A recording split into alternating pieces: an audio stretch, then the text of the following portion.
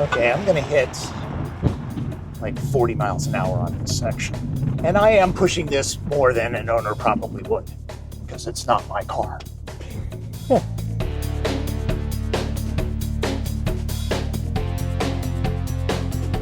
When it hit the market in 2021, Hyundai's IONIQ 5 was a breakthrough electric vehicle.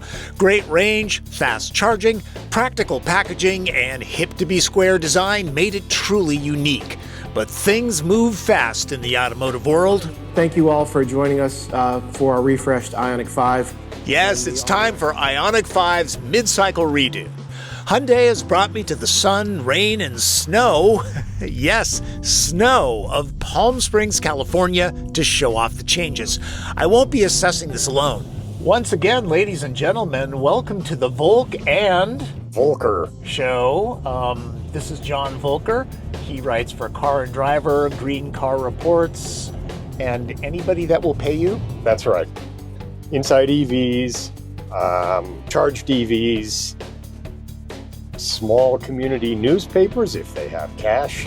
Yeah. We're here to find out if the 2025 model was worth the wait and introduce you to the newest member of the family, the XRT, perfect for those with long, poorly maintained driveways.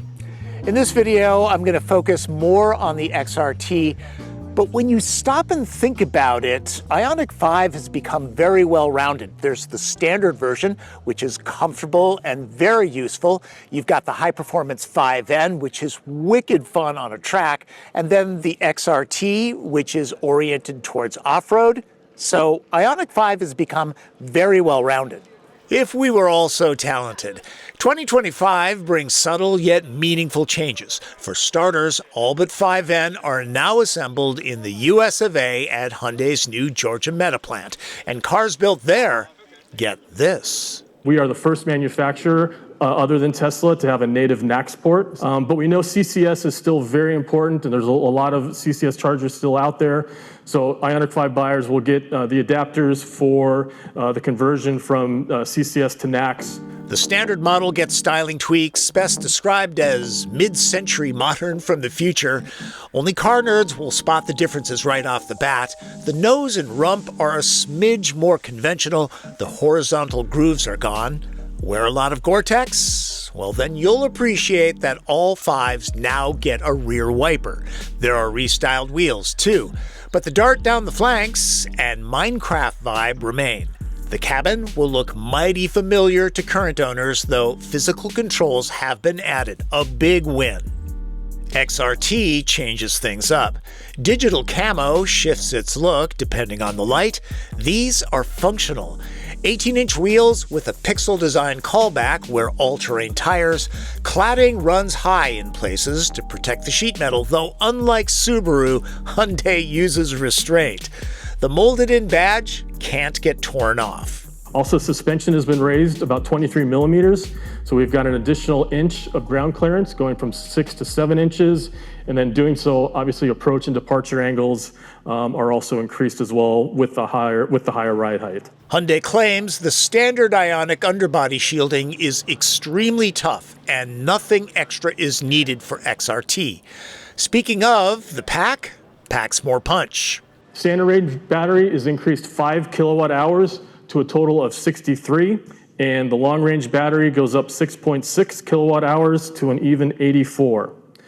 So all this translates into more range across the board, starting at the SE standard range, which goes from 220 to a very usable 245.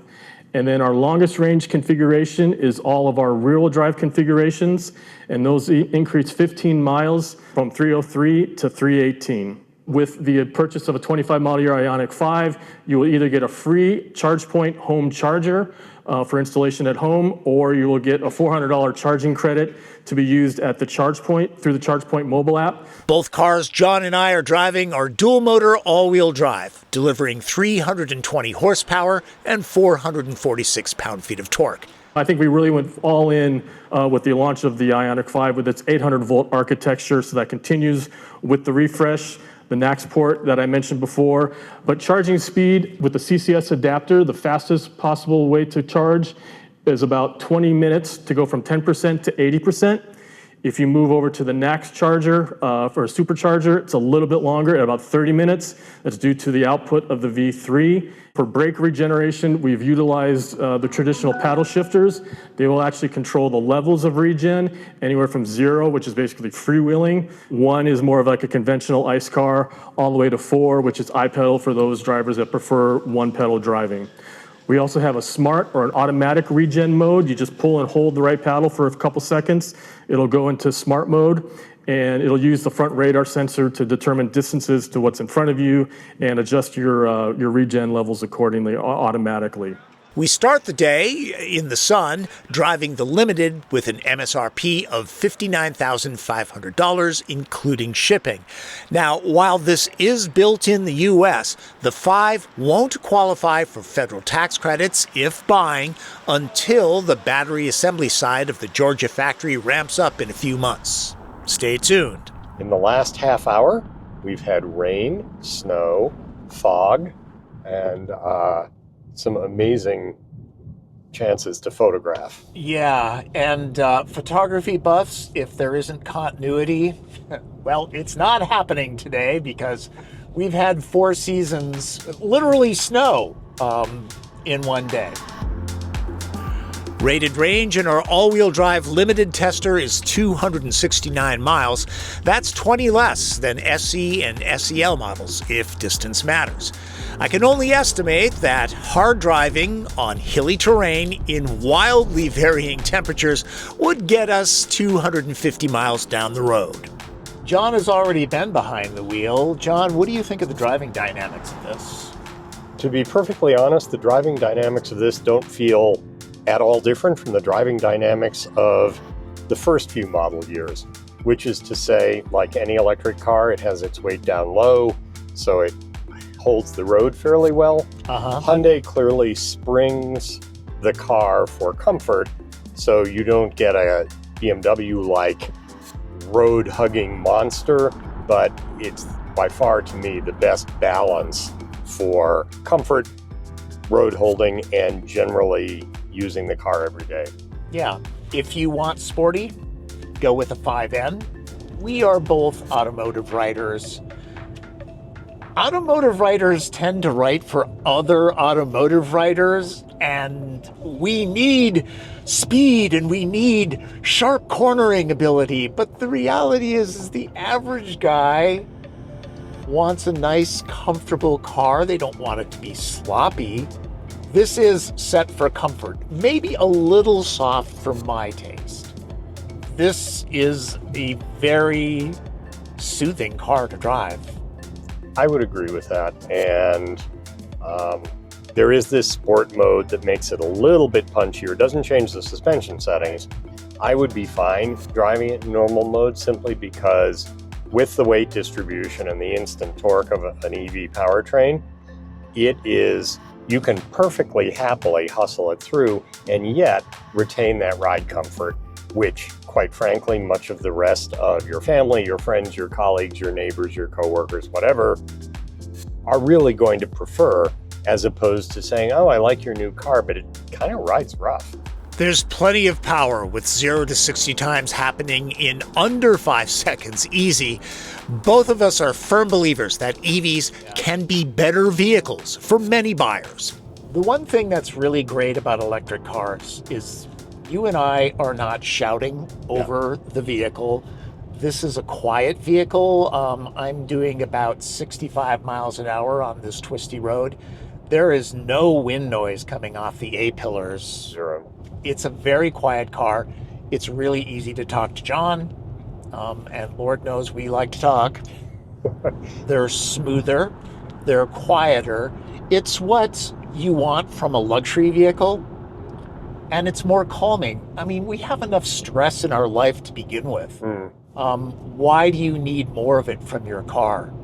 So I really do believe getting past all the misinformation out there, that for many people, these are actually better.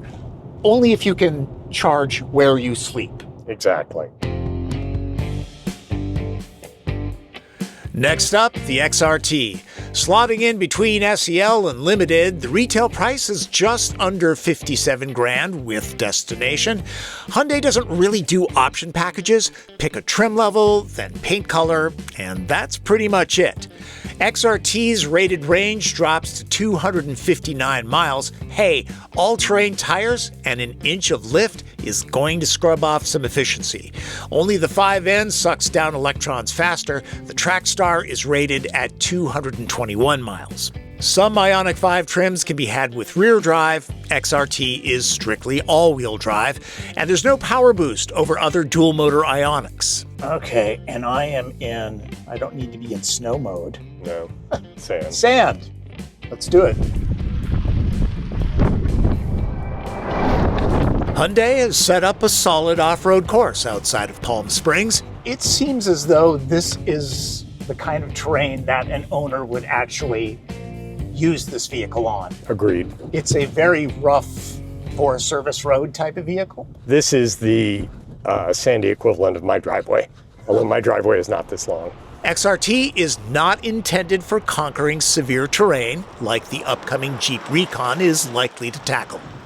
I think you'd really have to be pushing this to tell the difference between sand and normal mode. Yeah. Let's see if I can kick the tail out. You hit the same rock I did. Yep. Yep. It's pretty controllable. Yeah. I do appreciate the extra inch of ground clearance. Yes. Could a standard 5 do this course? Maybe, but a lot slower. In addition to the extra clearance, XRT has an advantage with better approach and departure angles. Okay, I'm gonna hit like 40 miles an hour on this section. Again, IONIQ 5 suspension, set for comfort, works really well.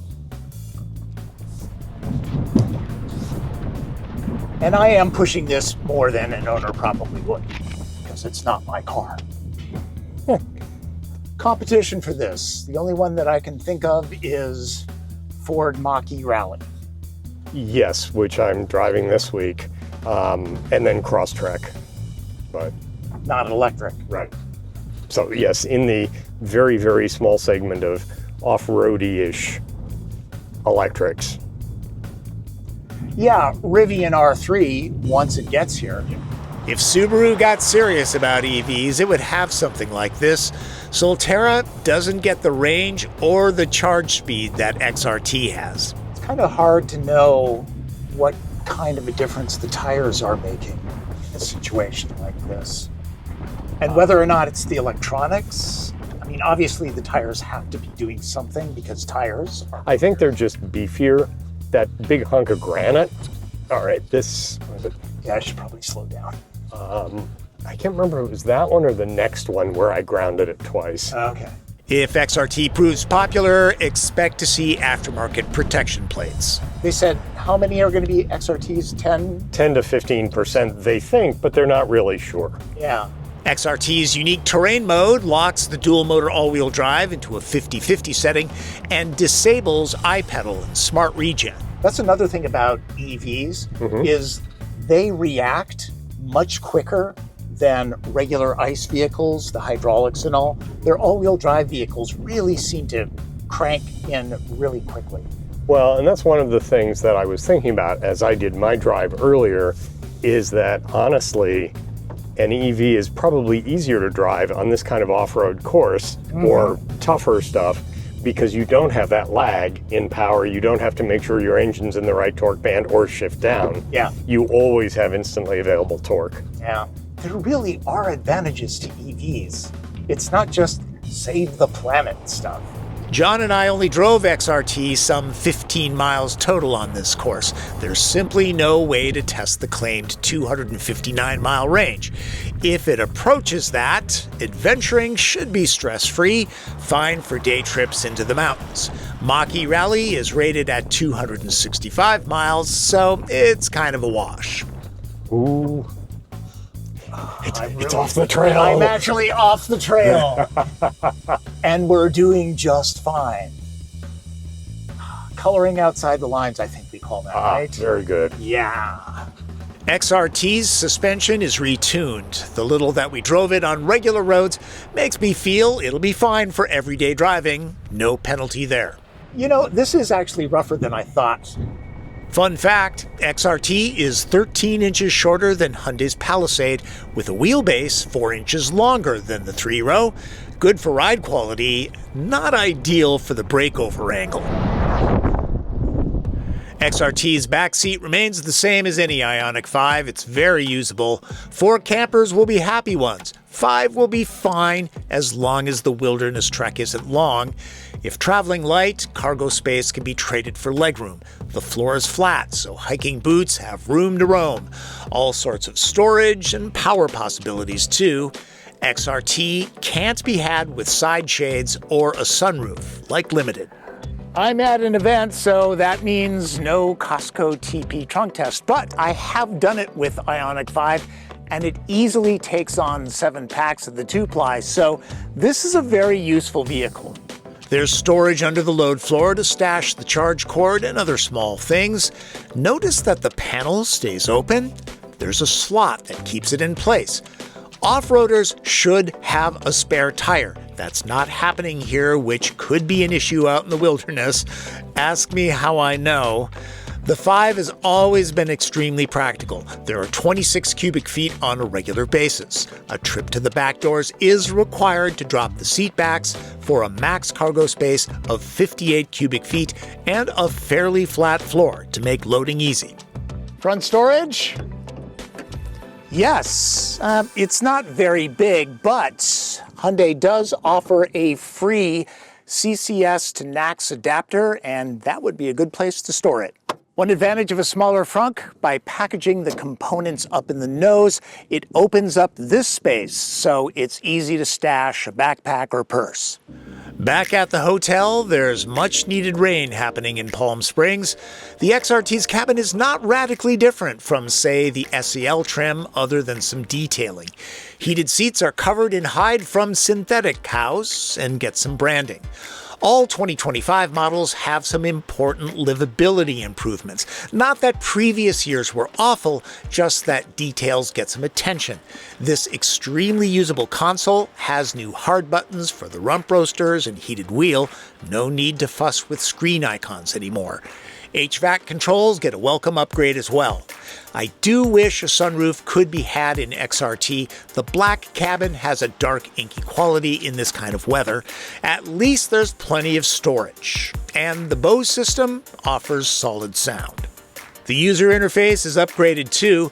It's connected to the cloud and natural voice commands are a thing. And this brings, faster CPU processing, greater GPS accuracy, also something as simple as wireless Android Auto and Apple CarPlay. It still retains the dual 12.3-inch screens we had in the pre-refresh model, but just integrates it with the new user interface. You'll see that the tiles or the widgets can be customized. You can press and hold, move them to wherever you want when you're swiping through the screen, so you can put it more towards the front or the back, depending on your usage. Basically just giving you more options. Also includes over-the-air updates, not only for map data, but also for ECU data as well, or vehicle data. Also, our digital key 2 has been updated to premium spec, we call it. Prior to this, it was NFC, or near-field communication, so you had to have the phone or watch physically close to the vehicle or the door handle. Now with Bluetooth Low Energy, you can keep the phone in your purse, in your pocket, whatever. As you approach the vehicle, it'll sense it. You don't have to remove it. A reminder, the Blue Link data plan is free for the first owner for the life of the car. IONIQ 5 has always been a strong competitor with good range, fast charging, and excellent utility. The 2025 refresh polishes the package, and XRT broadens the appeal. I like the new front and rear fascia. I like that there's an extra 15 miles of range or so. Plus, you still get that extremely fast charging speed. Like that it has the new NACS port. That is awesome. I'm a little surprised they didn't do more with the interior. I will take the changes they did make to the interior. The hard buttons, making it a little bit more comprehensive on how to use basic controls. Yep. As my first one, definitely the added range, slightly more battery capacity. I give credits to Hyundai for doing a lot of consumer-friendly things. One of them is the free adapter. Another one is that you get free connectivity, the telematics stuff. That's a big deal. As long as the first owner owns the car. In short, an excellent car gets even better. Electric vehicles aren't for everyone, but I'm convinced that if buyers would get past the misinformation being spread, EVs would be significantly more popular. Whether it's the mainstream version, XRT, or Go Fast N, the refreshed IONIQ 5 could be your number one. Special thanks to John Voelcker, always the smartest guy in the room. If you sense a lack of negative comments in this video about the IONIQ, believe me, John and I tried to find some. The fact is, this is a very well done vehicle. Any faults that shoppers might have with it are likely to be specific personal preferences. Hey, we all have those. Also, the already impressive ADAS features get an upgrade for 2025. And some of the new ones for 25 is like forward attention warning, which is an infrared-based camera that's mounted inside the vehicle, actually on the steering column, kind of detects the driver's eye gaze to make sure while they're using some of the features that they're always maintaining their concentration and their focus on the road ahead. They'll get alerts. Also new, we've added additional parking sensors to the side, so now you've got front, rear, and side, so kind of a 360-degree coverage. Also, we've added haptic feedback to the steering wheel. So like for your blind spot detection, you just get a nice little nudge in the steering wheel accordingly. And then also the rear occupant alert to alert you if you left a loved one in the vehicle is now radar based, and it's actually hidden underneath the headliner. So it's out of sight, but definitely always operational. True, Hyundai doesn't have Super Cruise or FSD kinds of semi-autonomous driving tech, but Highway Driving Assist 2 is excellent for short stretches. And Elon isn't exactly making Tesla ownership aspirational these days. Hope you got something out of my look at the refreshed 2025 Hyundai IONIQ 5 and the new XRT version. A reminder that Hyundai brought me to Palm Springs, put me up and fed me, but opinions remain my own. Accuracy is really important to me, okay? All right. Thanks for watching.